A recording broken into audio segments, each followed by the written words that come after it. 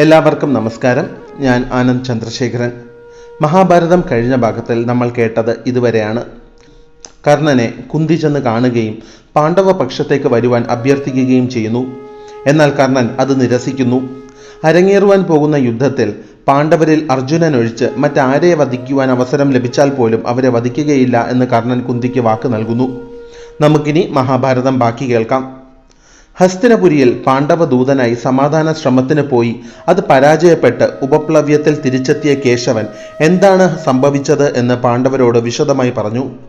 കൃഷ്ണൻ പാണ്ഡവരോട് പറഞ്ഞു, സമാധാനത്തിനായിട്ടുള്ള ശ്രമങ്ങളെല്ലാം വിഫലമായി. ദുര്യോധനൻ ആരുടെയും വാക്ക് കേൾക്കുവാൻ ഒരുക്കമല്ല.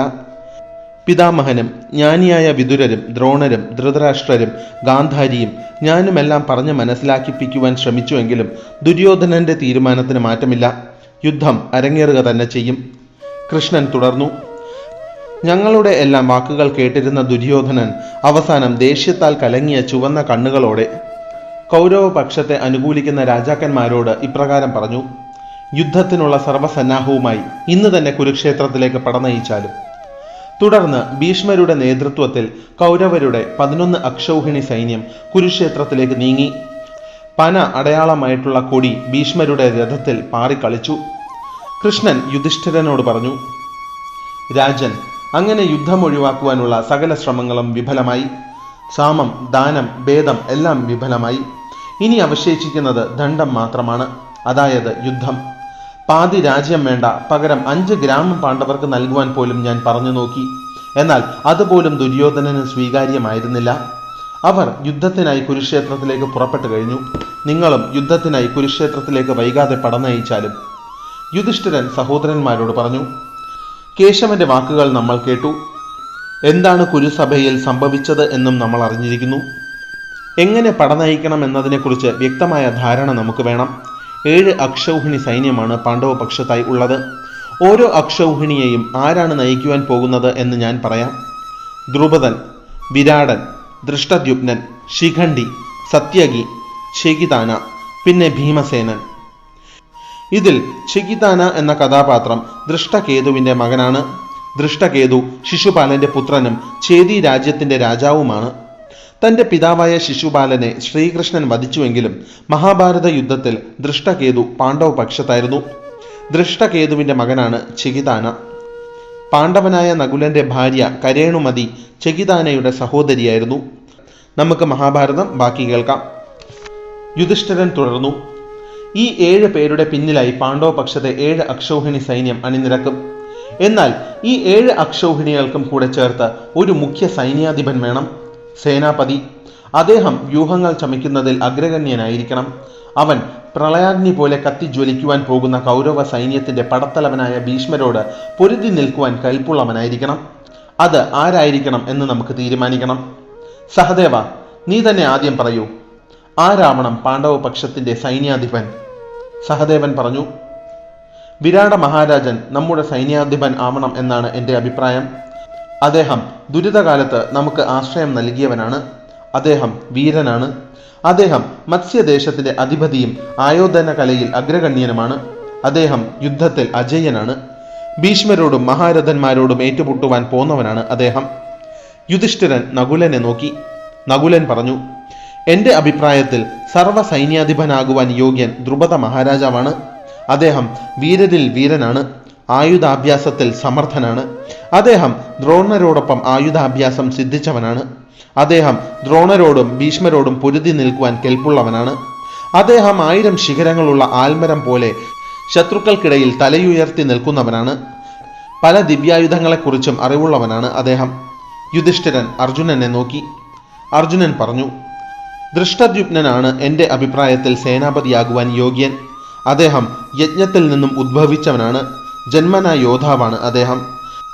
അദ്ദേഹത്തിന്റെ ജന്മലക്ഷ്യം തന്നെ ദ്രോണരെ വധിക്കുക എന്നതാണ്.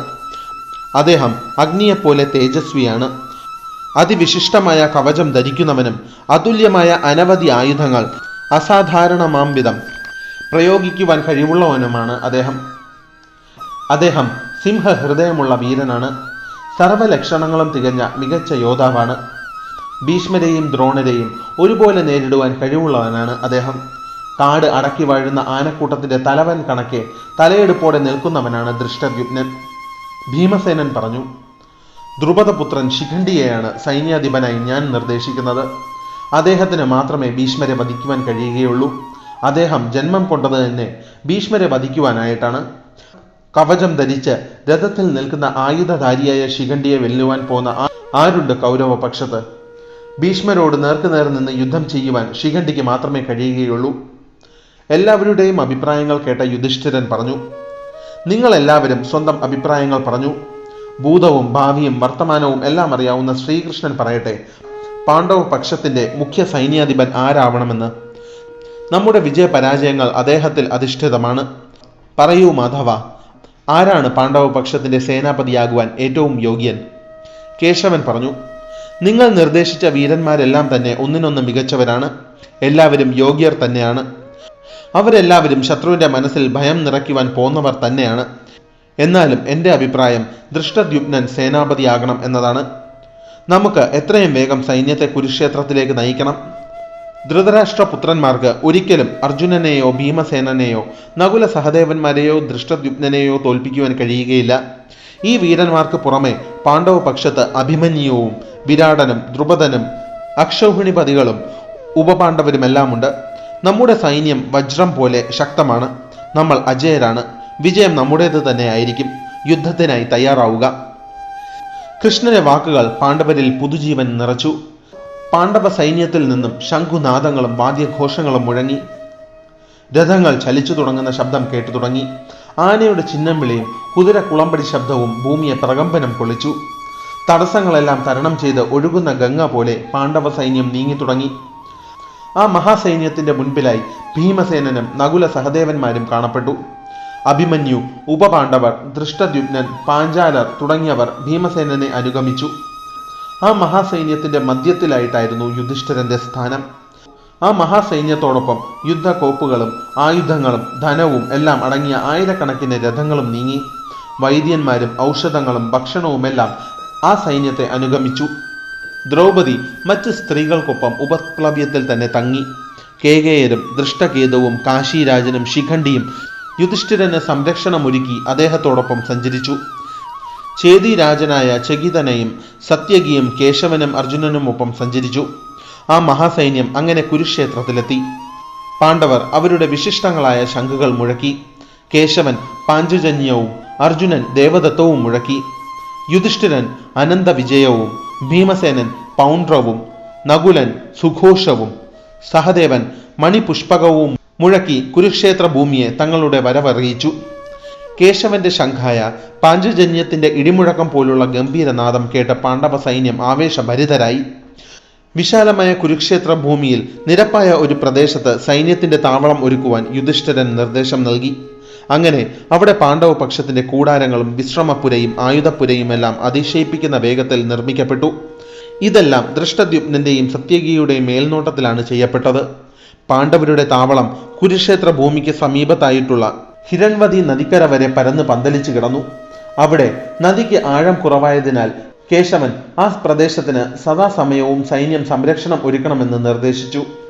അങ്ങനെ പാണ്ഡവപക്ഷം ജലത്തിന് യാതൊരു ദൗർലഭ്യവുമില്ലാത്ത ഫലഭൂവിഷ്ടമായ ഭൂമിയിൽ സ്വന്തം താവളമൊരുക്കി. ആ പ്രദേശത്ത് ഭക്ഷണത്തിനും യാതൊരു ദൗർലഭ്യവും ഉണ്ടായിരുന്നില്ല. രാജാക്കന്മാർക്കായി പ്രത്യേകം പ്രൗഢഗംഭീരങ്ങളായ താൽക്കാലിക വിശ്രമ കേന്ദ്രങ്ങൾ നിർമ്മിക്കപ്പെട്ടു. പാളയത്തിൽ വില്ലിനും ഞാണിനും പടച്ചട്ടകൾക്കും ആയുധങ്ങൾക്കും തേനിനും നെയ്ക്കും കുടിവെള്ളത്തിനും ഭക്ഷണത്തിനുമൊന്നും യാതൊരുവിധ ദൗർലഭ്യവുമില്ല എന്ന് യുധിഷ്ഠിരൻ ഉറപ്പുവരുത്തി. യുദ്ധത്തിനായി എത്തിച്ച വലിയ യന്ത്രങ്ങൾ പാണ്ഡവ പാളയത്തിൽ കാണപ്പെട്ടു. സൈനികർക്കായിട്ടുള്ള ഇരുമ്പ് കൊണ്ടുള്ള കുന്തവും മഴവും വാളും പരിചയും പടച്ചട്ടകളും ലക്ഷക്കണക്കിന് ഉണ്ടായിരുന്നു. പടച്ചട്ട അണിഞ്ഞു നിൽക്കുന്ന ആനകൾ മലകൾ പോലെ കാണപ്പെട്ടു. എല്ലാ അർത്ഥത്തിലും പാണ്ഡവപക്ഷം യുദ്ധത്തിനായി സർവസജ്ജമായി നിന്നു. ഇതേ സമയം കൗരവപക്ഷത്ത് ദുര്യോധനൻ കർണനോടും ദുശാസനനോടും ശകുനിയോടും പറഞ്ഞു, കൃഷ്ണൻ പാണ്ഡവർക്ക് വേണ്ടി സംസാരിക്കുവാൻ ഹസ്തിനപുരിയിലേക്ക് വന്നു. ലക്ഷ്യം കൈവരിക്കുവാൻ കഴിയാതെ കേശവൻ തിരിച്ച് പാണ്ഡവരുടെ അടുത്തേക്ക് മടങ്ങി. ഉറപ്പായും കൃഷ്ണൻ അവിടെ സംഭവിച്ച കാര്യങ്ങൾ പാണ്ഡവരോട് പറയും. അത് പാണ്ഡവരെ ചൊടിപ്പിക്കുകയും ചെയ്യും. കൗരവ പാണ്ഡവ യുദ്ധം ആ കൃഷ്ണനും ആഗ്രഹിക്കുന്നുണ്ട് എന്നാണ് എനിക്ക് പലപ്പോഴും തോന്നിയിട്ടുള്ളത്. ഭീമനും അർജുനനും കൃഷ്ണൻ പറയുന്ന പ്രകാരമേ പ്രവർത്തിക്കുകയുള്ളൂ. അതുപോലെ തന്നെയാണ് യുധിഷ്ഠിരനും. ഞാൻ പലപ്പോഴായി പാണ്ഡവരോട് ചെയ്ത കാര്യങ്ങൾ ഓർത്ത് അവർ സ്വാഭാവികമായും വളരെ ക്രോധത്തിലായിരിക്കും. വിരാടനും ദ്രുപദനും പാണ്ഡവരെ പോലെ തന്നെ എന്നോട് ശത്രുത ഉള്ളവരാണ്. അവരെല്ലാവരും സർവ്വശക്തിയും പുറത്തെടുത്ത് സർവ്വസജ്ജരായിട്ട് തന്നെയായിരിക്കും കൗരവരോട് യുദ്ധത്തിനിറങ്ങുക. അത് കാലേക്കൂട്ടി മനസ്സിലാക്കി നമ്മളും എല്ലാ അർത്ഥത്തിലും പാണ്ഡവരോടും അവരുടെ സൈന്യത്തോടും യുദ്ധം ചെയ്യുവാൻ സജ്ജരായിരിക്കേണ്ടതുണ്ട്. മഹായുദ്ധം തന്നെയാണ് അരങ്ങേറുവാൻ പോകുന്നത്. പാണ്ഡവർ കുരുക്ഷേത്രത്തിൽ ആയിരക്കണക്കിന് കൂടാരങ്ങൾ കെട്ടിയെന്നും അവർ യുദ്ധത്തിനായി പാളയത്തിൽ കാത്തിരിക്കുകയാണെന്നും ചാരന്മാർ വഴി എനിക്ക് അറിയുവാൻ സാധിക്കുന്നു. നമ്മളും കുരുക്ഷേത്രത്തിൽ കൗരവപക്ഷത്തിനായി വിശാലമായ താവളം തന്നെ ഒരുക്കണം. വിശ്രമ കേന്ദ്രങ്ങളും കൂടാരങ്ങളും ആയുധപ്പുരയും ഭക്ഷണശാലയും ഔഷധങ്ങൾ സൂക്ഷിക്കുവാനുള്ള സജ്ജീകരണങ്ങളുമെല്ലാം നമുക്ക് ഒരുക്കണം. വെള്ളത്തിന് ഒരു ക്ഷാമവും ഉണ്ടാകുവാൻ പാടില്ല. സൈനികർക്കും ആനകൾക്കും കുതിരകൾക്കും ആവശ്യമായ ഭക്ഷണവും വെള്ളവും സദാ സജ്ജമായിരിക്കണം. നമ്മുടെ പാളയത്തിലേക്ക് അവശ്യ വസ്തുക്കൾ എത്തിക്കുവാൻ നിരപ്പായ വീതിയുള്ള പാതകൾ പണികഴിപ്പിക്കണം. യുദ്ധത്തിനാവശ്യമായ ധനം സൂക്ഷിക്കുവാനുള്ള സജ്ജീകരണങ്ങളും ഒരുക്കണം. എങ്ങും നമ്മുടെ ചിഹ്നങ്ങളും കൊടികളും ഉയരണം. നമ്മുടെ ആയുധപുരയുടെ വലിപ്പം ചാരന്മാർ മുഖേന അറിഞ്ഞ് യുധിഷ്ഠിരന്റെ ഉറക്കം നഷ്ടമാവണം. ദുര്യോധനന്റെ നിർദ്ദേശം കൗരവ പക്ഷത്തെ അനുകൂലിക്കുന്ന സകല രാജാക്കന്മാരിലേക്കും അധികം വൈകാതെ തന്നെ എത്തപ്പെട്ടു. അശ്വാരൂഢ സേന കുതിരകളുടെ ആരോഗ്യം ഉറപ്പുവരുത്തി. ഭടന്മാർ ആനകൾക്ക് വേണ്ടത്ര ഭക്ഷണം നൽകി അവയ്ക്ക് കട്ടിയേറിയ പടച്ചട്ടകൾ അണിയിച്ചു നിർത്തി. രഥങ്ങൾ വലിക്കുന്നത് വേഗതയേറിയ മികച്ച കുതിരകളാണ് എന്ന് ഭടന്മാർ ഉറപ്പുവരുത്തി. സൈനികർ പടച്ചട്ട അണിഞ്ഞ് തങ്ങൾക്ക് പ്രാഗൽഭ്യമുള്ള ആയുധങ്ങളുടെ പൂർച്ച കൂട്ടി തയ്യാറായി നിന്നു. ഇതേ സമയം യുധിഷ്ഠിരൻ കൃഷ്ണനോട് പറഞ്ഞു, കേശവ, നമ്മൾ യുദ്ധം ചെയ്യേണ്ടത് ബന്ധുമിത്രാദികളോടാണ്, ഗുരുജനങ്ങളോടും സഹോദരന്മാരോടുമാണ്. യുദ്ധം അനിവാര്യം തന്നെയാണോ? ധർമ്മത്തിന്റെ പാതയിൽ നിന്നും വ്യതിചലിക്കുവാതിരിക്കുവാൻ ഞങ്ങൾ എന്ത് നിലപാടാണ് സ്വീകരിക്കേണ്ടത്? കേശവ, കുരുസഭയിൽ സംഭവിച്ച കാര്യങ്ങളെല്ലാം വീണ്ടും അങ്ങ് ഓർത്തെടുക്കുക. യുദ്ധം ഒഴിവാക്കുവാൻ മറ്റെന്തെങ്കിലും ഒരു ഉപായം പരീക്ഷിക്കുവാൻ ബാക്കിയുണ്ടോ? കൃഷ്ണൻ പറഞ്ഞു, കൗന്ദയ, ദുര്യോധനൻ ആരുടെയും വാക്കുകൾ കേൾക്കുവാൻ ഒരുക്കമല്ല. അവൻ ഞാനോ ഭീഷ്മരോ വിതുരരോ സ്വന്തം മാതാപിതാക്കൾ പറയുന്നതോ പോലും കേൾക്കുവാൻ മുതിരാത്തവനാണ്. അവൻ ധർമ്മം അനുഷ്ഠിക്കണമെന്ന് ആഗ്രഹിക്കുന്നില്ല. അവൻ ധർമ്മം ആചരിക്കുന്നതിലൂടെ വന്നു ചേരുന്ന സൽപ്പേര് കാംക്ഷിക്കുന്നില്ല. അവൻ കർണനെ മുന്നിൽ കണ്ട് യുദ്ധം വിജയിച്ചവനെ പോലെ അഹങ്കരിക്കുന്നു. എന്നെ ബന്ദിയാക്കുവാനുള്ള നിർദ്ദേശം പോലും നൽകുവാൻ മുതിർന്ന മൂർഖനാണ് അവൻ. ഭീഷ്മരോ ദ്രോണരോ പോലും പറയേണ്ടതുപോലെ അവനോട് പറയുന്നില്ല. കൗരവ പക്ഷത്ത് ജ്ഞാനിയായ വിതുരർ ഒഴിച്ച് ബാക്കി എല്ലാവരും അവനെ അന്ധമായി അനുകൂലിക്കുന്നവർ ആണ്. അങ്ങ് വീണ്ടും വീണ്ടും ഓരോ കാര്യങ്ങളെ ഓർത്ത് വ്യാകുലപ്പെടുന്നത് എന്തിനാണ്? അത് അർത്ഥശൂന്യമാണ്. അവൻ നിങ്ങളോട് എങ്ങനെയാണ് ഇക്കണ്ട കാലം അത്രയും പെരുമാറിയത് എന്ന് അങ്ങ് മറന്നുപോയോ? സ്വന്തം താല്പര്യങ്ങളെ ഹനിച്ചുകൊണ്ട് കൗരവരുമായി സന്ധി ചേരേണ്ട കാര്യം അങ്ങേക്ക് ഇല്ല രാജൻ. യുദ്ധം അരങ്ങേറുക തന്നെ ചെയ്യും. കൃഷ്ണൻ ദൃഢമായ സ്വരത്തിൽ പറഞ്ഞതിൻ്റെ പൊരുൾ യുധിഷ്ഠിരന് മനസ്സിലായി. യുധിഷ്ഠിരൻ യുദ്ധത്തിനായി സൈന്യത്തെ സർവ്വസജ്ജമായി നിർത്തുവാൻ നിർദ്ദേശം നൽകി. പാണ്ഡവ പാളയത്തിൽ സൈനികർ ആവേശത്താൽ ആർപ്പുവിളികൾ നടത്തി. എന്നാലും യുധിഷ്ഠിരന്റെ മനസ്സ് അസ്വസ്ഥമായിരുന്നു. യുദ്ധം ജയിക്കുവാൻ ആരെയൊക്കെ വധിക്കേണ്ടി വരുമെന്ന ചിന്ത യുധിഷ്ഠിരനെ വേട്ടയാടി.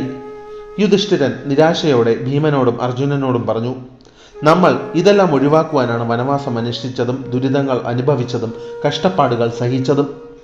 എന്നാലും കാലം നമുക്കായി കാത്തുവച്ചത് ബന്ധുജനങ്ങളുമായുള്ള യുദ്ധം തന്നെയാണല്ലോ. നമ്മൾ പരാജിതരാണ്. യുദ്ധം ഒഴിവാക്കുവാനുള്ള ശ്രമം എല്ലാം പരാജയപ്പെട്ടു പോയല്ലോ. കലി നമ്മളെ നോക്കി പുഞ്ചിരിക്കുകയാണ്. നമ്മുടെ ലക്ഷ്യത്തിനായി നമുക്ക് വധിക്കുവാൻ പാടില്ലാത്ത പലരെയും വധിക്കേണ്ടി വരുന്നുവെങ്കിൽ എങ്ങനെയാണ് നമുക്ക് യുദ്ധത്തിൽ വിജയിച്ചു എന്ന് കരുതുവാൻ കഴിയുക?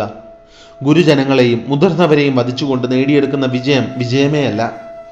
യുധിഷ്ഠിരന്റെ വാക്ക് കേട്ട് അർജുനൻ പറഞ്ഞു, കേശവൻ പറഞ്ഞത് അങ്ങ് കേട്ടതാണ്. അധർമ്മമായതൊന്നും മാധവൻ പറയുകയില്ല. യുദ്ധം അനിവാര്യമാണെന്ന് കേശവൻ പറഞ്ഞതിനർത്ഥം യുദ്ധം അരങ്ങേറുമെന്ന് തന്നെയാണ്. അതിനാൽ തന്നെ അങ്ങ് ഈ വൈകിയ വേളയിൽ മാറി ചിന്തിക്കാതിരിക്കൂ. യഥോ ധർമ്മസ്തോ ജയ എന്ന വാക്യം അങ്ങ് ഓർത്താലും എവിടെ ധർമ്മമുണ്ടോ അവിടെ വിജയമുണ്ട്. അർജുനന്റെ വാക്ക് കേട്ട് കൃഷ്ണൻ യുധിഷ്ഠിരനോട് പറഞ്ഞു, രാജൻ, അങ്ങ് തന്നെയാണ് എല്ലാ അർത്ഥത്തിലും രാജാവാകുവാൻ യോഗ്യൻ. അർജുനൻ പറഞ്ഞത് തന്നെയാണ് ഞാനും അങ്ങയോട് പറയുന്നത്. അങ്ങനെ യുദ്ധം വേണമോ വേണ്ടയോ എന്ന കാര്യത്തെ ചൊല്ലിയുള്ള യുധിഷ്ഠിരന്റെ സംശയം പൂർണ്ണമായും ദൂരീകരിക്കപ്പെട്ടു. യുദ്ധം അനിവാര്യമാണെന്ന് മനസ്സിലാക്കി പാണ്ഡവപക്ഷം കരുക്കൾ നീക്കി തുടങ്ങി. ഇതേ സമയം കുരുക്ഷേത്രത്തിൽ ദുര്യോധനൻ തന്റെ സൈന്യത്തെ അവരുടെ ശക്തി ദൗർബല്യങ്ങൾ മനസ്സിലാക്കി 11 അക്ഷൗഹിണികളായി വിഭജിച്ചു. നമ്മൾ പലപ്പോഴും അക്ഷൗഹിണി എന്ന് കേട്ടിട്ടുണ്ട്. നമുക്ക് അല്പം വിശദമായി സേനയുടെ ഘടകങ്ങൾ എന്തൊക്കെയാണ്, എങ്ങനെയാണ് അക്ഷൗഹിണി രൂപപ്പെടുന്നത് എന്ന് മനസ്സിലാക്കാം. ഒരു തേര്, ഒരു ആന, 3 കുതിരകൾ, 5 കാലാളുകൾ ഇവ ചേരുന്ന സേനാ വിഭാഗത്തെയാണ് ഒരു പത്തി എന്ന് പറയുന്നത്. 3 പത്തി ചേരുമ്പോൾ ഒരു സേനാമുഖമാവുന്നു. 3 സേനാമുഖം ചേരുമ്പോൾ ഒരു ഗുൽമം, 3 ഗുൽമം ചേർന്നാൽ ഒരു ഗണം, 3 ഗണം ചേർന്നാൽ ഒരു വാഹിനി, 3 വാഹിനി ചേരുമ്പോൾ ഒരു പൃതന, 3 പൃതന ചേർന്നാൽ ഒരു ചമു, 3 ചമു ചേർന്നാൽ ഒരു അനീകിനി. ഇത്തരത്തിലുള്ള 10 അനീകിനി ചേരുമ്പോഴാണ് ഒരു അക്ഷൗഹിണി രൂപപ്പെടുന്നത്. അതായത് ഒരു അക്ഷൗഹിണി എന്നത് 21,870 രഥങ്ങൾ, 21,870 ആനകൾ, 65,610 കുതിരകൾ, 1,09,350 കാലാളുകൾ എന്നിവ ചേരുന്ന സേനാ വിഭാഗമാണ്. അങ്ങനെയുള്ള 11 അക്ഷൗഹിണികൾ ഉള്ളതായിരുന്നു കൗരവ സൈന്യം. പാണ്ഡവ സൈന്യത്തിലാകട്ടെ 7 അക്ഷൗഹിണികളും. മൊത്തം 18 അക്ഷൗഹിണികളാണ് മഹാഭാരത യുദ്ധത്തിൽ പങ്കെടുത്തത്. നമുക്ക് മഹാഭാരതം ബാക്കി കേൾക്കാം. കുന്തം, അമ്പുകൾ, ആവനാഴികൾ, കയറുകൾ, എണ്ണ, വിഷപ്പാമ്പുകൾ നിറച്ച കുടങ്ങൾ, മഴു, വാൾ, വില്ല് അങ്ങനെ പലതരം ആയുധങ്ങളുടെ വളരെ വലിയ ശേഖരം തന്നെ കൗരവ സൈന്യത്തിലുണ്ടായിരുന്നു. കൗരവ സൈനികർ പടച്ചട്ടകൾ അണിഞ്ഞ് ആയുധങ്ങൾ ഏന്തി നിന്നു.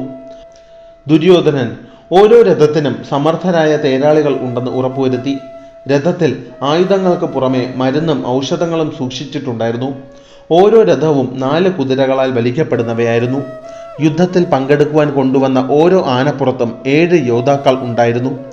അതിൽ അസ്ത്രവിദ്യയിൽ അഗ്രഗണ്യർ ആയവരും കുന്തം പ്രയോഗിക്കുന്നതിൽ സമർത്ഥരായവരും ഉണ്ടായിരുന്നു. അങ്ങനെയുള്ള ആയിരക്കണക്കിന് ആനകൾ കൗരവ സൈന്യത്തിന്റെ ഭാഗമായിരുന്നു. കൗരവ സൈന്യത്തിൽ ആനകൾ ആയിരക്കണക്കിന് ആയിരുന്നുവെങ്കിൽ കുതിരകൾ 10,000 കാലാൾപ്പടകൾ ആകട്ടെ ലക്ഷക്കണക്കിനും. തന്റെ സൈന്യത്തെ 11 അക്ഷൗഹിണികളായി വിഭജിച്ച ശേഷം ദുര്യോധനൻ ഓരോ അക്ഷൗഹിണിയെയും ആരൊക്കെയാണ് നയിക്കേണ്ടത് എന്ന കാര്യത്തിൽ തീരുമാനമെടുത്തു. അവർ ഇവരൊക്കെയായിരുന്നു: കൃപർ, ദ്രോണർ, ശല്യർ, ജയദ്രഥൻ, സുദക്ഷിണ, കൃതവർമ്മ, അശ്വത്ഥാമ, കർണൻ, ഭൂരിശ്രവസ്, ശകുനി, ബഹലിക. ദുര്യോധനൻ ഇവർ ഓരോരുത്തരെയും പ്രത്യേകമായി കണ്ട് വ്യക്തമായ നിർദ്ദേശങ്ങൾ നൽകുകയും ചെയ്തു.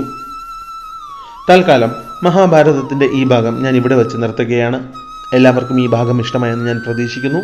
നിങ്ങളുടെ വിലയേറിയ അഭിപ്രായങ്ങൾ കമൻസിലൂടെ അറിയിക്കുവാൻ ശ്രമിക്കുക. വീഡിയോ ഇഷ്ടമായെങ്കിൽ ലൈക്ക് ചെയ്യുവാനും ചാനൽ സബ്സ്ക്രൈബ് ചെയ്യുവാനും മറക്കാതിരിക്കുക. നന്ദി.